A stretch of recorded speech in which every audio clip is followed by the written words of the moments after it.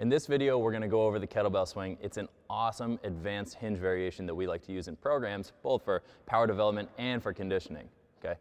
Everything that goes for the deadlift is going to be the same in the swing here as far as setup and body position goes. We're working on a hip hinge pattern, and so to work on that, we want to start off by grooving that deadlift. So Mike's going to do a couple reps of deadlift here. He's going to set up right over the bell, feet are about shoulder width apart, and he's driving his hips through into the bell. Okay?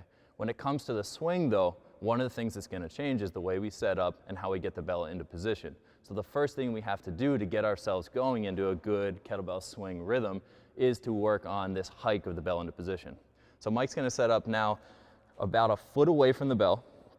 He's going to hinge back the same way that he would normally for a deadlift, but now his arms are out in front and he's going to tip the bell just barely onto his side. Okay? This is going to be our setup position.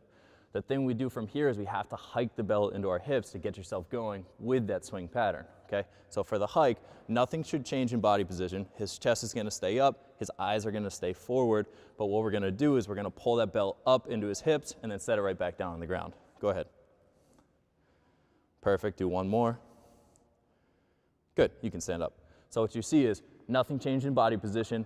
All he did was he got that bell into position so that on the way up, he can explosively drive his hips through, okay? And now we're gonna go right into our kettlebell swings. Go ahead and do 2 or 3 for me. You'll see he gets the same setup position, pulls the bell into his hips, snaps up. Good, and a nice strong lockout at the top. You can relax now. So a couple of things that we see go wrong with the kettlebell swing is to do with the timing. Right? So a lot of people understand what the deadlift looks like, what it should be like at the top of the swing, but their timing of all of this is a little bit off. So what we see on the way up is that people try to pull too much with their upper body and everything locks out a little late and they end up with a little bit of hyperextension at the top. Similarly, on the way down, instead of holding a good tall position, waiting for the bell to come back to them, what happens is they break the hips too early and then the kettlebell goes out in front and we end up in too much of a squatty position. Okay? So if you do it really slowly, what the swing should look like is from the back position, hips extend with the arms float up off, and on the way down, the arms come first, back towards the hips, and then we shoot back together, okay? So I'm gonna have Mike show you a bad one where his timing is a little bit off, where he's trying to force with his arms on the way up, and on the way down, his hips move too quickly out of the way. So you can see what that looks like, and then I'll have him show you a good one again right after. Go ahead and try and show us a bad swing, Mike.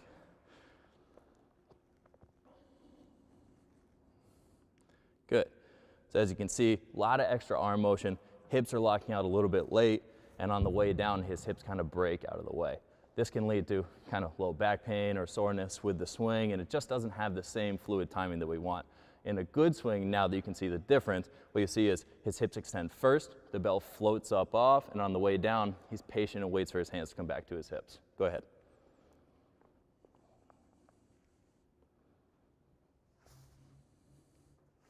Good. As you see, there's a lot more power here. There's better rhythm and timing with the rest of the swing.